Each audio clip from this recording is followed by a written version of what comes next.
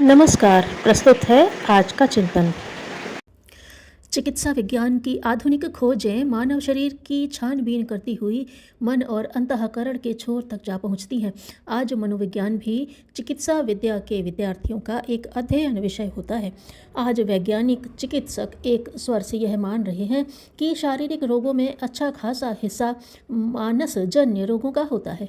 इसीलिए आज कई असाध्य रोगों में डॉक्टर किसी रोगी के साथियों शुभचिंतकों को आस्था चिकित्सा यानी फेथ हीलिंग की अनुमति सहर्ष दे देते हैं, जबकि कुछ वर्षों पूर्व तक इसे घोर अंधविश्वास मानकर इसके नाम पर ही शिक्षित वर्ग में उपहास और तिरस्कार का भाव तैर जाता था।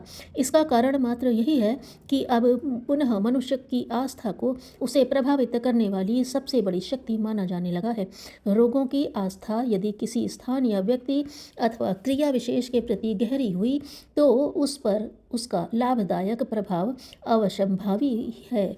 आस्था चिकित्सा फेथ हीलिंग और चमत्कार से उपचार मिरेकल हीलिंग की पद्धतियां विश्व के हर समाज तथा कालखंड में किसी न किसी रूप में प्रचलित रही हैं।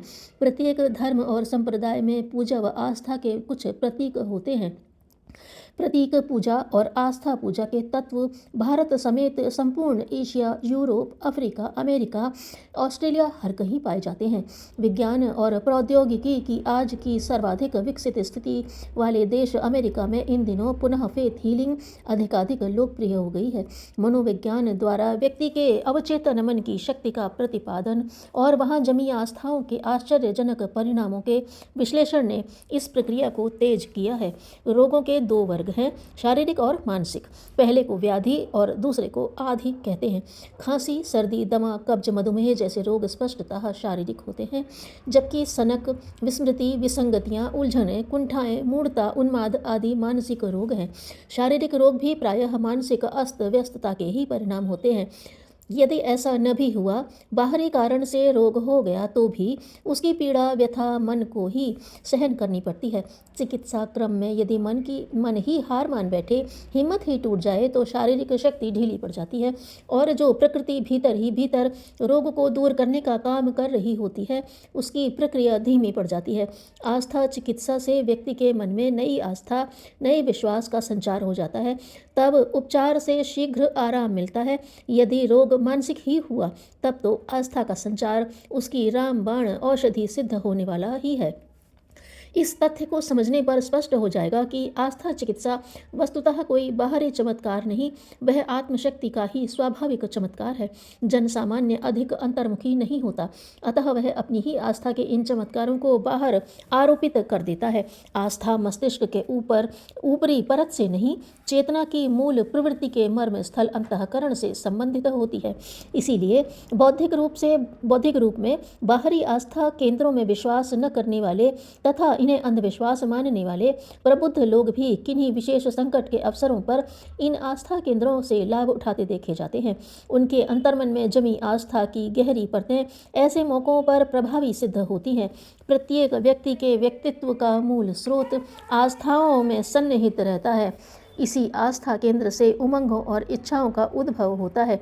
ये इच्छाएं उमंगें ही विचारणा और क्रिया को जन्म देती हैं। इस प्रकार मनुष्य के कार्यों का ही नहीं, विचारों और इच्छाओं तक का उद्भव आस्था मान्यता के चेतन केंद्र से होता है। इस केंद्र से जैसी लहरें स्फुरणाएं उठेंगी वैसा ही चिंतन और कर्म होगा। उसी के अनुसार व्यक्तित्व समुन्नत अथवा पतित बनता चला जाएगा।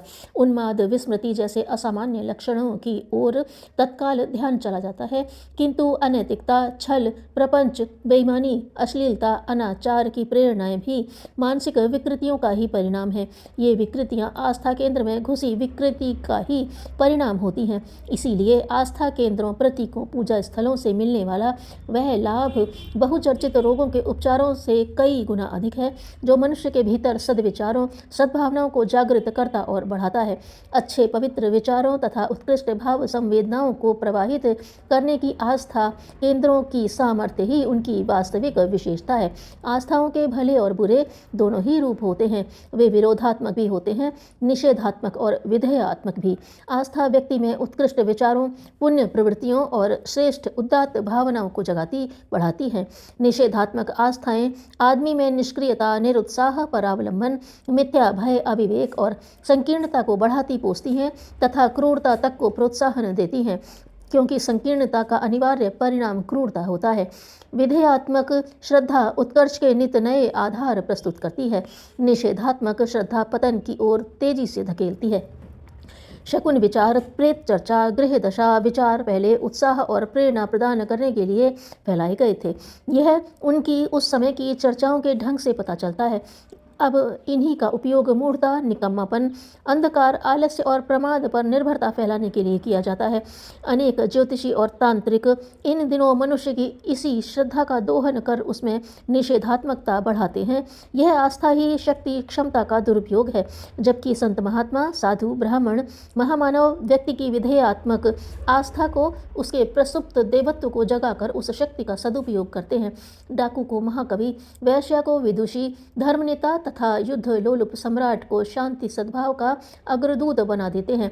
वाल्मीकि, अम्बपाली, अशोक जैसों के जीवन की घटनाएं विधेयात्मक आस्था के चमत्कार का परिणाम है, जबकि जाति उपजाति के भेदों में पिसते रहने, अपने तथा समाज के वास्तविक उत्कर्ष के लिए कुछ करने के स्थान पर ठगों, चालबाजों के पीछे दौड़ते फिरने तथा पशुबलि, परपीड़न आदि से भाग्योदय की आशा करने, निठल्ले बैठे रहने वाले लाखों करोड़ों लोग निषेधात्मक श्रद्धा के भयंकर चमत्कारों की जीती जागती मिसाल है। यह सब विचार करने पर यही तथ्य स्पष्ट होता है कि आस्था जो अंतःकरण की मूल प्रवृत्ति है तभी लाभकारी होती है जब वह विधेयात्मक हो। किसी न किसी प्रकार की आस्था तो हर व्यक्ति में होती है, वह निषेधात्मक हुई तो विघटन और विनाश का कारण बनेगी। उत्कर्ष प्रगति की प्रेरक वही आस्था बन सकती है जो विधेयात्मक हो। वे ही आस्था केंद्र मानवता की वास्तविक सेवा कर सकते हैं जो मनुष्य में विधेयात्मक श्रद्धा जगाएं। पाप और पुण्य का संबंध मानवीय भावनाओं से है।